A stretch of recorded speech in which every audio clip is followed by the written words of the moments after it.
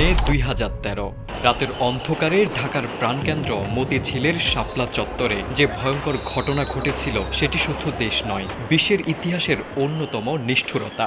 বাতি নিভিয়ে দিয়ে নিরস্ত্র নিরীহ ঘুমন্ত মানুষের উপর গুলি চালায় ফ্যাসিস্ট হাসিনা সরকারের আইনশৃঙ্খলা বাহিনীর সদস্যরা। নিষ্ঠুরতা সব মাত্রা ছাড়িয়ে গিয়েছিল যখন এই গণহত্যায় নিহতদের তালিকা প্রকাশও বাধা দেওয়া হয়েছিল।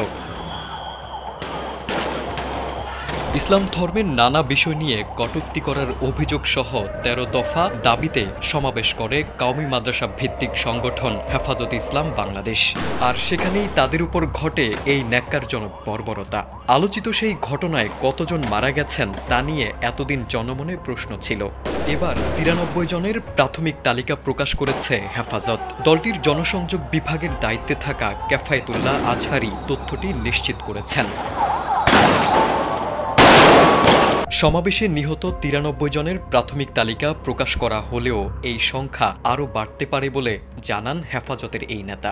সামাজিক যোগাযোগ মাধ্যমে চাউর হয় সেদিন রাতের আঁধারে হাজারেরও বেশি মানুষ নিহত হয়েছেন। তবে মানবাধিকার সংগঠন অধিকার ৬১ জনের নাম পরিচয় প্রকাশ করে। মহাসমাবেশে অংশ নিতে ওই দিন সূর্য ওঠার আগেই রাজধানীর প্রবেশ পথগুলো দিয়ে হেফাজত কর্মীরা ঢোকার চেষ্টা করে, কিন্তু র্যাব পুলিশ তাদের বাধা দেয়। এরপর কড়া নিরাপত্তা ব্যারিকেডে পড়লে প্রবেশ পথেই অবস্থান নেয় হেফাজতের সমর্থকরা। তবে সকাল ১০টার দিকে প্রবল জনস্রোতে আইনশৃঙ্খলা বাহিনীর ব্যারিকেড ভেঙে যায়। লাখ লাখ মানুষ ছুটতে থাকেন শাপলা চত্বরের দিকে। সে সময় হেফাজতের আমির ছিলেন শাহ আহমদ শফি। তার নেতৃত্বে ১৩ দফা দাবি জানানো হয়। ওই জনস্রোত সামলাতে না পেরে প্রশাসন ঘাবড়ে যায় এবং তৎকালীন আওয়ামী লীগ সরকারের নির্দেশে পুলিশ গুলিবর্ষণ শুরু করে। ওই গুলি চলে পরদিন পর্যন্ত।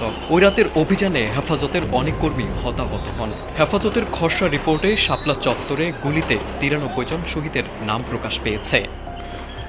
তারেক আজিজ, সময়ের আলো।